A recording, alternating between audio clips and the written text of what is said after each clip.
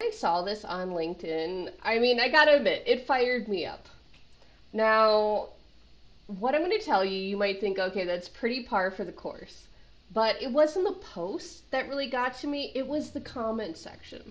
So the post is your standard LinkedIn um, edutainment, bragging sort of post. And by what I mean by that is bragging with a sense of like trying to teach you something, but of course you gotta like opt in, like comment blah blah blah to join my Substack or whatever.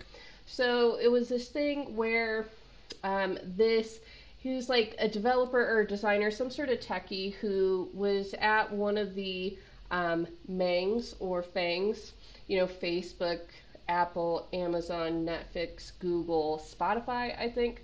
Um, at one of those big companies like that. And he talked about, oh, I spent 10 years at such and such company. Then I left for a new position. And after 2 years, that position I got laid off.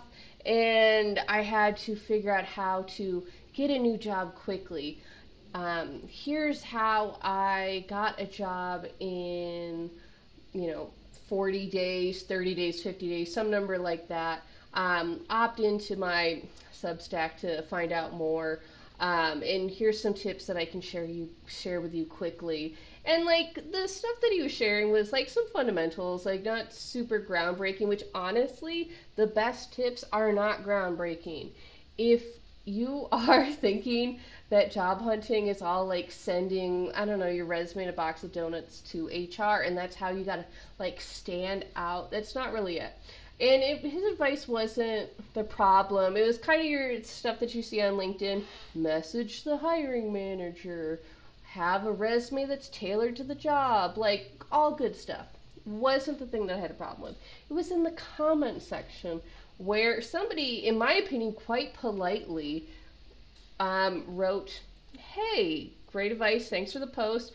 I think it's just worthwhile to point out that because you went to an Ivy League school and you worked for one of the FANGs, the response from hiring managers and their desire to reach back out to you is going to be different for a lot of folks who don't have that kind of background, which is pretty valid. There's a power in a brand name. And instead of like either ignoring or be like, oh, thanks for the comment, or anything like that, the person who originally posted just called this guy a troll and was kind of taunting him a little bit. Which,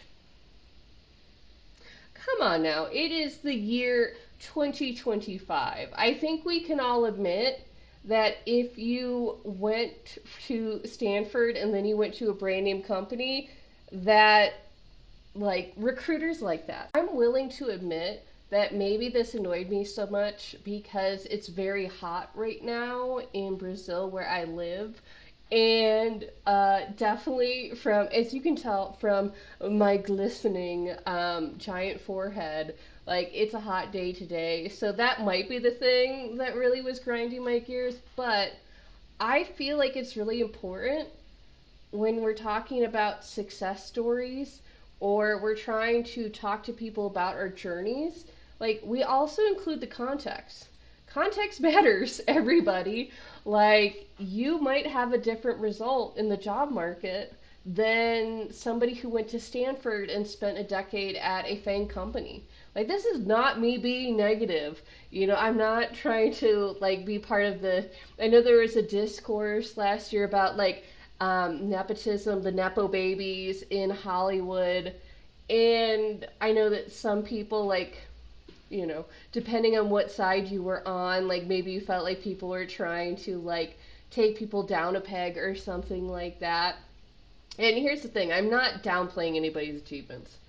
Like, it takes talent to reach a high level in any field. Because let's be real, there's plenty of rich kids out there, So it's not like they don't have competition for things. But I gotta tell you guys, like, we have to be realistic about the power of a brand name school and a brand name company. Now, this is not just me, like, you know, talking out like talking up like internet points about nepotism or eat the rich or anything like that. Like I have like lived experience like seeing the effects of this sort of like brand name school, brand name company. So, for instance, when I did recruitment, I had a client who wanted to poach from the fangs, and everybody else could essentially go to hell. You know, and in my work, because I've been doing career services for over a decade, I do a lot of research. I talk to a lot of people in, of course, tech. But also outside of it. And I've done consulting with people on hiring, but I've also just, been around to tech conferences and different professional associations. And I had a conversation once with somebody who um, their father had been back in like the 90s, like the early 90s, late 80s. They had been a hiring manager for IBM Canada, and their father, who was like a this person was a decision maker, and that guy was very free with the fact that if you did not go to McGill University, or if you had a foreign name, because like let's be real, he was of that generation, like then your resume would go into the trash. And it's not just unreasonable hiring managers. I had a student tell me about a very demotivational call with a design mentor on the ADP list who bluntly told her that because she went to a state university in the Midwest, that school wasn't prestigious enough for her to get a tech job. And that kind of snobbery that does persist, even for folks who might not necessarily be conscious of their bias. They might not be out there being like, oh, you went to a state school, like go jump in the creek, buddy. However, that unconscious bias might be there. Now, does that mean that you can't succeed if you didn't already start this baseball game on third base? No, not at all. Like, I've helped people who were like waiters or baristas get into tech. I've seen people without college degrees get into tech. I've seen a lot of people, I've seen a lot of career changers of all stripes make their way into a new field regardless of what it is. Now, the thing to know and why I bring this up is that that context, that history, that matters, especially when you are trying to find sources of information. Now, does that mean if somebody who worked at Amazon and went to an Ivy League is trying to give you advice, you discount it? No. But you want to have a sense of discernment when you are thinking about these strategies, these tactics, you're getting advice from people because that context matters when it comes to building a plan. If you're trying to break into tech after years as a barista, then your journey is going to be different from somebody who was piped from the Ivy Leagues to Silicon Valley. You can still make it work, and you can still utilize some of that advice, but I would always make sure that you think about, okay, where does this person come from? Where are they going? What kind of reception are they likely to get? Because your mileage is going to vary, most likely. It's not like you're going to be excluded from society or anything like that. The nice thing about a lot of tech jobs is that you're evaluated on your portfolio. So if your portfolio looks good, then you can definitely impress people.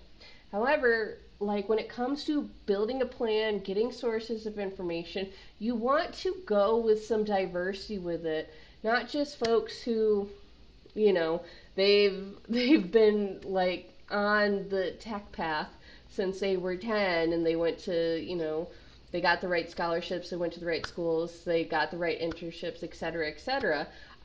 You can still admire a lot about them. You can still get information from them, but you should also seek out career mentors who have either walked a similar path as you or have experience with career changers. I've worked with, like I said, I've been doing this for 10 years. I've worked with a wide range of people, and I've often found that even when you have folks who have very similar backgrounds, you can't give them exactly the same I don't know, trail to follow. That sort of cookie cutter mindset is not going to help you because everybody is different. Of course, obvious, like you know this, I know this, we know this. But not only are is everybody different, but also what people want, what their goals are, where they might want to find themselves. That's why like I always push people to think about what do I actually want? What are my values? And not just like what do I say that I value, but what through my actions I show myself to value. And how your personal goals and your professional goals, how in sync are they? Do they align? Do you have like a personal goal that's in conflict with your professional goal? So those are really good things to understand. Now you might be wondering, okay, well, if it's like this brand name appeal is going to be the thing that gets me into a job, then, and I don't have that, then, I mean, am I just fighting uphill? No, the reason why, like, these, like, brand names can be helpful is because they're shorthand for some form of success, particularly if, like, a recruiter doesn't know the person. Now, you kind of counteract this in two ways. You can have a good portfolio, which is going to show your success. You can also, and that portfolio should also have like, you know, a good resume where you're showing impact on the job or in your project. But also a second way is just by networking. One of the big benefits to going to some of these prestigious schools or companies is because those places often kind of work to create almost like an alumni network in some way. So it's really good networking for you. However, you can find other ways to network. You can join a professional association. If you're somebody who wants to break into the industry, so you don't really have like an impact on a business that you can talk about, you can do stuff like go to a hackathon, be part of that. You can join a co working space where you can just like through serendipity, being at the water cooler, talk with people who work remotely. Or there's a lot of like smaller startups who rent spaces at co-working spaces, and you can kind of network with the people who work there. If you're more introverted, there's plenty of online communities that you can join. The point is that you want to build up your skill set and also build up some form of visibility or reputation so you can get referrals because people most often get jobs through people. It's why that tactic of pray and spray your resume everywhere, that is not working as well in this particular job market because one, companies are not hurting for candidates in the tech field. So they can be quite picky and just go for people who 100% fit the guidelines. And also, there's a lot of jobs that aren't necessarily actually real. Like they call them like zombie jobs or ghost jobs. I'm gonna do a video about this. You can check my channel where I kind of go into the details about these jobs. But essentially, it's why knowing people is really helpful, and also just being known yourself. Now, when you're beginning, those last two are kind of difficult, but you can network, you can make stuff happen for yourself. And you can learn from a lot of different sources. It's just really important for you to kind of like manage your expectations and also understand that your path might be different and not to feel discouraged because so many people get really discouraged. They internalize the feedback from the job market or any rejections, and I don't want you to internalize that. And I would also say that I've seen job markets in tech go from bad to good, and they don't stay in one position for very long. So I don't want you to feel like, okay, this is it. Might as well, I don't know, lie in the dirt and eat worms or something like that. You can get to where you want to go. You want to have a strategy, you want to have a plan, and you want to know your goals, you want to know your why. So that's it for me. I'm Sammy. I'm a career specialist. I've been doing this for a long time, working with both people in tech and outside of tech. My clients have gone on to work with some pretty big companies, but more importantly, my clients have gone on to create a career that supports a life they love. So, if you want to find out more, you can go to careerkickstartacademy.com.